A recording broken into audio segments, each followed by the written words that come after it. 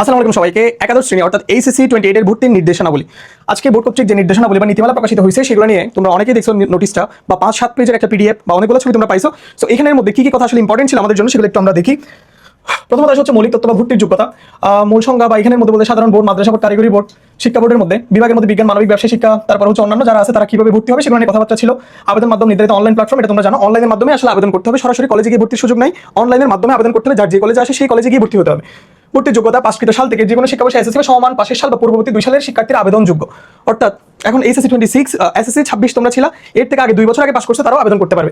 উন্মুক্ত বিশ্ববিদ্যালয়, বাংলাদেশ উন্মুক্ত বিশ্ববিদ্যালয়ের অধীনে উত্তীর্ণ শিক্ষার্থীরাও নীতিমালার অধীনে যোগ্য বা এরপরে বিদেশি বা সমমানের সনদের মান নির্ধারণ সাপেক্ষে একাদশ শ্রেণীতে ভর্তির সুযোগ থাকবে। অনেকে বিদেশ থেকে তোমাদের কারিকুলামে বা এসএসসি 26 এর কারিকুলামে পরীক্ষা দিয়েছে তারাও ভর্তি হতে পারবে। এইসব কথাবার্তা এখানে বলা ছিল। এরপরে আসে হচ্ছে বিভাগ গ্রুপ বা নির্বাচনের বিজ্ঞান বিভাগ ইম্পর্টেন্ট, এই নোটিসটা একটু ইম্পর্টেন্ট। বিজ্ঞান বিভাগে উত্তীর্ণ শিক্ষার্থীরা বিজ্ঞানে, মানবিকে বা ব্যবসা শিক্ষা অর্থাৎ যারা সায়েন্স পড়ছে তারা চাইলে আর্টস, কমার্স বা যে কোনো কিছুতে যেতে পারবে। মানবিক এবং ব্যবসা শিক্ষায় যারা ছিল, যারা আর্টস বা কমার্সে ছিল, মানবিক এবং ব্যবসা শিক্ষা উত্তীর্ণ শিক্ষার্থীরা তারা নিজ বিভাগ থেকে পরস্পর মানবিক অথবা ব্যবসা শিক্ষায় পরিবর্তন করতে পারবে। তারা চাইলে আর্টস থেকে কমার্সে যেতে পারে, কমার্স থেকে আর্টসে যেতে পারে, কিন্তু সায়েন্সে আসতে পারবে না। আচ্ছা, ওকে। মাদ্রাসা এবং কারিগরি শিক্ষা, ভোকেশনাল এবং দাখিল উত্তীর্ণ শিক্ষার্থীরা নিয়ম অনুযায়ী সাধারণ বোর্ডের যে কোনো শাখা বা সমান বিভাগে আবেদনের সুযোগ পাবে। আচ্ছা, যে কোনো বিভাগ থেকে উত্তীর্ণ শিক্ষার্থী ইসলাম শিক্ষা তো ওইগুলো তো যেতে পারবে। এরপরে আসা হচ্ছে কিভাবে আবেদনটা গ্রহণযোগ্য বা কিভাবে আবেদনটা করবে, এটা তোমরা নিজেরা জানো। কোনো পরীক্ষা হবে না সাধারণত, কয়েকটা কলেজ এগুলো তো exception, Notre Dame, Holy Cross এগুলো বাদ দিয়ে মোটামুটি বাংলাদেশের প্রায় সব কলেজের মধ্যে অনলাইনে আবেদন করতে হবে। কোনো প্রকার বাছাই পরীক্ষা গ্রহণ করা হবে না, শুধুমাত্র এসএসসি ফলের ভিত্তিতেই ভর্তিটা হবে। কারো জিপিএ যদি সমান থাকে, মনে করো সবাই তো আমরা আশেপাশে দেখতেছি তোমার ফ্রেন্ডের মধ্যে অনেকে জিপিএ 5, তাহলে এদের মধ্যে থেকে কাকে প্রায়োরিটি দেওয়া হবে? সেক্ষেত্রে সমান জিপিএ যদি হয়, সমান জিপি প্রাপ্তদের ক্ষেত্রে সর্বমোট প্রাপ্ত নাম্বারের ভিত্তিতে মেধাক্রম করা হবে। অন্যান্য বোর্ড যেমন উন্মুক্ত কারিগরি মাদ্রাসা গ্রেড পয়েন্ট এবং নম্বর সমতুল্য হিসাব করা হবে। বিশ্বভিত্তিক অগ্রাধিকার, এখানে একটা কথা বলা আছে। বিশ্বভিত্তিক অগ্রাধিকারের ক্ষেত্রে বিজ্ঞান বিভাগ পর্যায়ক্রমে সাধারণ গণিত, উচ্চতর গণিত, জীববিজ্ঞান, ইংরেজি, পদার্থ এবং রসায়ন দেখা যাচ্ছে নাম্বারও সেম। সেক্ষেত্রে এই সাবজেক্টগুলোকে প্রায়োরিটি দেওয়া হতে পারে, বা এই সাবজেক্টগুলোর ক্ষেত্রে কার নাম্বার বেশি একে প্রায়োরিটি দিবে, যদি নাম্বার ইকুয়াল হয়ে যায় কোনো কলেজের ক্ষেত্রে। মানবিক এবং ব্যবসা শিক্ষার ক্ষেত্রে পর্যায়ক্রমে ইংরেজি, গণিত এবং বাংলা বিষয় বিবেচনা করা হবে। গ্রুপ পরিবর্তন প্রার্থীদের ক্ষেত্রে ইংরেজি, গণিত এবং বাংলা প্রাধান্য পাবে। আচ্ছা, যারা গ্রুপ পরিবর্তন করবে তাদের ক্ষেত্রে ইংরেজি, গণিত এবং বাংলাগুলোকে প্রায়োরিটি দেওয়া হবে। এরপরে ওকে, পরে এটাতে আসো কোটা এবং আসন বন্টন ব্যবস্থা। এখানেও হালকা পাতলা কোটা অবশ্য আছে। কোটাটার ক্ষেত্রে একটু দেখো, মেধা তালিকা সবার জন্য উন্মুক্ত, সেটা 93%। শিক্ষা মন্ত্রণালয় অধীনস্থ দপ্তর কর্মকর্তা বা কর্মচারী সন্তানদের জন্য 2% কোটা থাকবে। মুক্তিযোদ্ধা এবং শহীদ মুক্তিযোদ্ধাদের পুত্র কন্যা এদের জন্য থাকবে 5% কোটা। আর যাচাই করেন মুক্তিযোদ্ধা কোটার মূল গেজেটেড সনদে সঠিকভাবে যাচাই করতে হবে। যাদের এই কোটাগুলো আছে তারা এই নোটিসটি একটু পড়ে দেখতে পারো, মূল সার্কুলারে গিয়ে এখানে অনেক কিছু বলা আছে। এখানে আসন খালি থাকলে কোটায় উপযুক্ত কোটাদারি পাওয়া না গেলে মেধা তালিকা হতে তা পূরণ করতে হবে। মেয়াদ উক্ত কোটা 2007 শিক্ষাবর্ষের জন্য প্রযোজ্য। কোটার বিষয়টা যাদের ওই সার্টিফিকেট আছে বা কোটা আছে তারা এই নিউজটা একটু দেখে নিতে পারো। এখন আসা হচ্ছে ভর্তি ফি এবং সেশন চার্জ সর্বোচ্চ সীমার তালিকা। মানে ভর্তি ফি এর ক্ষেত্রে এক এক কলেজ এক এক রকম, অনেক বেশি টাকা আদায় করে কোনো কলেজ, আবার কোনো কলেজ সরকারের নিয়মটা মেনে চলে। এবার সরকার নির্ধারিত একটা নিয়ম নীতি দিয়ে দিয়েছে, আসলে কতটা মানে সেটা ডিপেন্ড করতেছে অনেক কিছুর উপর। ঢাকা মেট্রোপলিটন এলাকার মধ্যে যে সকল কলেজ আছে বাংলা ভার্সনের ক্ষেত্রে প্রতিষ্ঠানে ভর্তি 5,000, ইংলিশ ভার্সনে 5, মেট্রোপলিটন ঢাকা ব্যতীত সেটা ক্ষেত্রে 3,000, জেলা সনদ বাংলা ভার্সন এবং ইংলিশ ভার্সন কত টাকা নিতে পারবে সর্বোচ্চ এটা বলে দিয়েছে। নন এমপিও আংশিক এমপিও প্রতিষ্ঠানের ক্ষেত্রে ঢাকা মেট্রোপলিটন সর্বোচ্চ বাংলা ভার্সনে 7,500 এবং ইংলিশ ভার্সন 8,500 টাকা। অনলাইনের আবেদন এবং রেজিস্ট্রেশন ফি, আবেদন ফি অনলাইন আবেদন করার ক্ষেত্রে কত টাকা ইম্পর্টেন্ট, এটা একটু 220 টাকা। কিন্তু আবেদন করার সময় যেখান থেকে আবেদন করবে তারা 50 টাকা 100 টাকা চার্জ ফি নিতে পারে। প্রাথমিক নিশ্চয়ন ফি, তোমার যে কলেজে আসবে সেই কলেজে নিশ্চয়ন করার জন্য 340 টাকা দিতে হবে। নিশ্চয়নটা ইম্পর্টেন্ট।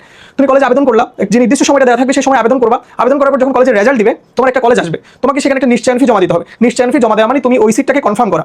কোনো কারণে তুমি ওই সিটটা নিশ্চয়ন করো না বা কনফার্ম করো না, তাহলে তোমার ওই যে কলেজটা আসছিল সেটা চলে যাবে, পরবর্তীতে যে কেউ ওই সিটে চলে যেতে পারে। সো নিশ্চয়নটা অনেক বেশি ইম্পর্টেন্ট। ওকে, এরপরে আসা হচ্ছে তাহলে কখন কোনটা হবে, কখন কোনটা দেখো এখানের মধ্যে। অনলাইন ভর্তি আবেদন গ্রহণ, পুনর্নিরীক্ষণ সহ যারা রিচেকের আবেদন করছে তারা সহ কখন আবেদন করবে? 2 তারিখ থেকে 10 তারিখ। এটা খুব ইম্পর্টেন্ট, একটু সবাই খেয়াল করো। 2 তারিখ থেকে শুরু হবে, 2 সেপ্টেম্বর থেকে শুরু হবে, শেষ হবে 10 সেপ্টেম্বর রাত 8টা পর্যন্ত এই সময়টা থাকে অনলাইন আবেদন। তারপরে দেখো পুনর্নিরীক্ষণ ফলাফল পরিবর্তিতদের আবেদন গ্রহণ। রিচেকের রেজাল্ট দিবে, রিচেকের রেজাল্ট যে তারিখে রেজাল্ট দিবে 10 তারিখে রিচেকের রেজাল্ট দেওয়ার কথা। রিচেকের রেজাল্ট দেওয়ার পর যাদের রিচেকের ফলটা পরিবর্তন হচ্ছে তারা 12 এবং 13 তারিখ রাত 8টা পর্যন্ত আবার আবেদনের সুযোগ পাবে। আর যাদের রিচেকে পরিবর্তন হয় তাদের আবেদনের দরকারও নাই।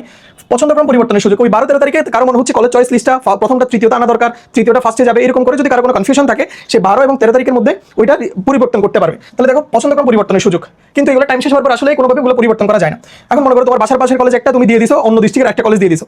মনে করো তুমি ওইটাতে যেতে চাচ্ছ না বা তোমার মনে হচ্ছে তুমি যেতে চাইলে বাসা থেকে যেতে দিচ্ছে না, তাহলে এই পরিবর্তনগুলো তোমার এই সময়ের মধ্যে শেষ করতে হবে। নির্বাচিত শিক্ষার্থীদের প্রথম ফল প্রকাশ, তাহলে প্রথম ফল কবে প্রকাশ করতেছে দেখো।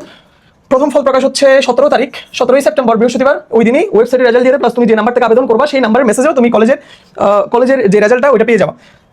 শিক্ষার্থী নিশ্চয়ন না করলে আবেদন বাতিল, এটা খুবই ইম্পর্টেন্ট। এটা আমি বারবার বলতেছি, এটা ইম্পর্টেন্ট একটা পয়েন্ট। শিক্ষার্থী নির্বাচন নিশ্চয়ন নির্বাচন নিশ্চয় যদি না করে, কলেজ যেটা আসছে সেটাকে যদি তুমি নির্বাচন না করো নিশ্চয়নের মাধ্যমে, তাহলে তোমার ওই ভর্তিটা বাতিল হবে। তাহলে এটা 19 তারিখ সময়টা পাবে, তাহলে 17, 18, 19 2 দিন তুমি সময় পাচ্ছ নিশ্চয়ন করার জন্য। কলেজ মূল ভর্তি প্রক্রিয়া সম্পন্ন 20 থেকে 22 তারিখের মধ্যে ভর্তি প্রক্রিয়াটা সম্পন্ন হবে। তাহলে তোমাদের কলেজে যে ক্লাস শুরু হবে সেটা কবে দেখো, কলেজের একাদশ শ্রেণীর ক্লাস শুরু হচ্ছে 23 সেপ্টেম্বর। 23 সেপ্টেম্বর থেকে ইনশাআল্লাহ তোমাদের এইচএসসি যাত্রাটা শুরু হবে, এইচএসসি ক্লাসটা শুরু হবে। এটা খুব ইম্পর্টেন্ট, মানে টোটাল নোটিসের মধ্যে আমরা এটাই খুঁজতেছিলাম, সেটা হচ্ছে কবে আবেদন করা যাবে, 2 থেকে 10 তারিখ। কবে নিরীক্ষণে যারা পুনরীক্ষণ ইচ্ছেকে যাদের রেজাল্ট চেঞ্জ হবে তারা 12 থেকে 13 তারিখ আবেদন করতে পারবে। পছন্দক্রম পরিবর্তন 12 থেকে 13 তারিখ, রেজাল্ট দিবে 17 তারিখ, নিশ্চয়ন করতে হবে 19 তারিখ, কলেজে গিয়ে ভর্তি হতে হবে 20 থেকে 22 তারিখের মধ্যে, এবং ক্লাস শুরু হবে 23 তারিখের মধ্যে। যতই নোটিস আমরা এটাই খুঁজতেছিলাম, এটা ইম্পর্টেন্ট। সো এটা একটু মাথায় রাখো, এইভাবে করে তোমার আবেদনটা করতে হবে, আবেদনটা শেষ করতে হবে। এখন আসলে হচ্ছে শিক্ষার্থী এবং অভিভাবকদের জন্য নির্দেশনা, জরুরি কিছু নির্দেশনাগুলো কি একটু খেয়াল করো। অনুমোদিত ফি অতিরিক্ত কোনো অর্থ প্রদান করা যাবে না। সরকার থেকে একটা অলরেডি কত টাকা দিয়ে কলেজে ভর্তি হওয়া লাগবে এরকম একটা দিয়ে দিছে, চার্ট দিয়ে দিছে, কিন্তু আসলে দেখা যায় যে কলেজে ভর্তি হচ্ছে সেই কলেজ তোমাকে অনেক হিসাব নিকাশ দেখাবে, বিদ্যুৎ ফি, এই ফি, আর ল্যাব ফি, মানে অনেক ধরনের হাবি যাবে, অনেক হিসাব নিকাশ মধ্যে অনেক টাকা আদায় করতে পারে। সেই জন্য এটা সবাই মিলে ঐক্যবদ্ধ শিক্ষা মন্ত্রণালয়ে জানাতে হবে। বোর্ডের অনুমতি ব্যতীত কোনো শিক্ষার্থী ছাড়পত্র ইস্যু ভর্তি হতে পারবে না। বিজ্ঞান বিভাগে উত্তীর্ণ অন্য বিভাগে পুনরায় বিজ্ঞানের বিভাগে ফিরে আসার সুযোগ নেই। অর্থাৎ বিজ্ঞান বিভাগ থেকে তোমার মনে হলো মোট সুইং হইলো, তুমি আর্টস থেকে আবার চাচ্ছ তুমি সায়েন্সে আসার জন্য, তাহলে এটা সুযোগ নেই। শিক্ষার্থী একাডেমিক ট্রান্সক্রিপ্ট আটকে রাখা যাবে না। অনেক কলেজ কি করে, তুমি যে স্কুল থেকে পাস করছো ওই স্কুলে কলেজ আছে, কিন্তু তুমি চাচ্ছ তোমার নাম্বার ভালো, তুমি আরেকটা কলেজে গিয়ে পড়বা, অন্য ডিস্ট্রিক্টের একটা কলেজে যাবা, অন্য একটা কলেজে যাবা, কিন্তু তোমার স্কুল তোমাকে ছাড়তে চাচ্ছে না। এমন অনেক ক্ষেত্রে দেখা যায় তোমার টিসি না দিয়ে, মানে ট্রান্সফার সার্টিফিকেট না দিয়ে তোমাকে আটকে রাখতে পারে। সো এইসব করা যাবে না, এইসব বলতেছে। গুরুত্বপূর্ণ টিপস কি আমার পক্ষ থেকে যেগুলো আমি বলবো, কলেজ চয়েস দেওয়ার ক্ষেত্রে কলেজের অবস্থান, পড়াশোনার মান এবং নিজস্ব যোগ্যতা ভালোভাবে বিবেচনা করুন। জিনিসটা হচ্ছে কলেজের অবস্থান, তুমি চাচ্ছ ইন্টারন্যাশনালি নিজেকে সময় দেওয়া লাগবে। তোমার কলেজ তুমি চাচ্ছ তোমার বাসার আশেপাশে কলেজ হলে তোমার জন্য সুবিধা হচ্ছে। বা এবার আমি যেটা পড়ে আসছি গভর্নমেন্ট কলেজে। সো গভর্নমেন্ট কলেজের সুবিধাটা কি, ক্লাসের প্যারাটা কম, মানে তোমাকে প্রতিদিন যাওয়া লাগবে এরকম প্যারাটা কম। সো নিজে পড়ার একটা সময় পাওয়া যায়। আবার অনেকগুলো কলেজ আছে, কলেজে হুদাই কিছু পড়াবে না, কিন্তু তোমার ওখানে যাওয়াই লাগে, বাধ্যতামূলক যাওয়াই লাগে। সো যেখানে নিজে পড়ার সময়টা পাবা সবচেয়ে ভালো হয় ওই সকল কলেজ। এক্সেপশনাল কয়েকটা আছে, যেমন নটরডেম, হোলি ক্রস বা এই ধরনের কলেজ যেগুলো আছে সেগুলো বাদ দিয়ে আমি ওভারঅল সব কলেজের ক্ষেত্রে বলবো, যদি তোমার গভর্নমেন্ট কলেজ হয় খুবই ভালো। আবার বাংলা ভার্সনের জন্য তো অবশ্যই বাংলা ভার্সনের জন্য গভর্নমেন্ট কলেজ হলে খুবই ভালো। আর গভর্নমেন্ট কলেজ যদি না পাও সেক্ষেত্রে তোমার বাসার আশেপাশের কলেজকে প্রায়োরিটি দিবা।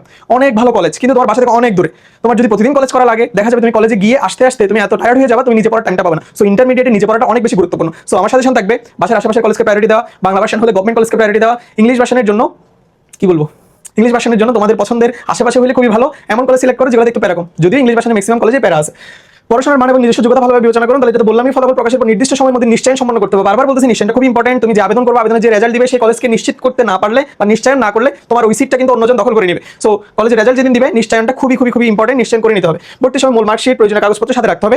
এখন কথা হচ্ছে মূল মার্কশিটটা আসে নাই, ইভেন আমি পুরো সার্কুলারটা পড়ে দেখলাম মূল মার্কশিট এখনো যদি না আসে সেক্ষেত্রে তুমি অনলাইন কপি দিয়ে কলেজে ভর্তি হতে পারবা। পরবর্তীতে যখন স্কুল থেকে তুমি ওই মূল মার্কশিটটা পাবা সেটা জমা দিতে পারবা। সো এটা নিয়ে আসলে কোনো প্রবলেম হবে না আশা করি। তারপরেও সবগুলো কলেজে তো যে কলেজে ভর্তি হতে যাবা রেজাল্টের পরে নিশ্চয়ন করার পরে ওই কলেজের নোটিশটা দেখে তো অবশ্যই যেতে হবে, সব কাগজপত্র সাথে রাখতে হবে। ভাই তোহা এর সাথে আপনার এসএসসি যাত্রা শুভ হোক। যারা ঢাকার বনশ্রী অফলাইনে আছো, যারা এখন বায়োলজি পড়া শুরু করো নাই, কলেজে শুরু হওয়ার পর বায়োলজি শুরু করতে চাচ্ছ, আস্তে আস্তে পড়াশোনা শুরু করতে যাচ্ছ, তাদের জন্য আমাদের বায়োলজি অফলাইন ব্যাচ, আমার বাংলা এবং ইংলিশ ভার্সনের জন্য 2টা ব্যাচ, রবি মঙ্গল বৃহস্পতি। বাংলা ভার্সনের ক্লাস টাইমটা হচ্ছে সন্ধ্যা 6টা 30 থেকে 7টা 30। আমার একটা মাত্রই ব্যাচ, তোমরা ক্লাস করে দেখতে পারো। আর ইংলিশ ভার্সনটা হচ্ছে রবি মঙ্গল বৃহস্পতি 4টা থেকে 5টা। খুব অল্প সংখ্যক স্টুডেন্টদের জন্য আমাদের এই ব্যাচ সমূহ আমরা 10-15 জন স্টুডেন্টদেরকে এমনভাবে আমরা সার্ভিস দেওয়ার চেষ্টা করবো যাতে তাদের সর্বোচ্চ আমরা রেজাল্টটা বের করে নিয়ে আসতে পারি। সো আমার অফলাইন লোকেশন হচ্ছে house 12 road 2 block C Rampura Banasree Dhaka. College বিষয়ক কারো কোনো পরামর্শ থাকলে, কেউ কোনো কিছু জানতে চাইলে আমি যেটুকু জানি সেটুকুর মধ্যে আমি জানার চেষ্টা করবো। কোনো কিছু জানার থাকলে আমার হোয়াটসঅ্যাপে নক করতে পারো। আমার হোয়াটসঅ্যাপ নাম্বার হচ্ছে 0163923430। কলেজ চয়েস লিস্টটা খুবই ইম্পর্টেন্ট। সো কলেজ বিষয় কোনো কিছু কারো যদি কোনো পরামর্শ লাগে, কোনো কিছু জানার থাকে, আমাকে হোয়াটসঅ্যাপে নক করতে পারো। তবে আমার ফেসবুক আইডি হচ্ছে ইস্তিকার ফারুকি তোহা। আর হোয়াটসঅ্যাপ নাম্বারটা দিয়ে দিলাম, আমাকে হোয়াটসঅ্যাপে নক করতে পারো, ফেসবুকে নক করতে পারো, বা ইনস্টা বা টিকটক যেখানেই দেখো ইনবক্সে নক করতে পারো অথবা কমেন্ট করতে পারো। আমি সবকিছু চেক করবো ইনশাল্লাহ। সো তোমাদের কলেজ যাত্রার জন্য অনেক শুভকামনা থাকলো। কোনো কিছু জানার থাকলে কমেন্টে জানাতে পারো। থ্যাংক ইউ সবাইকে। আসসালামু আলাইকুম।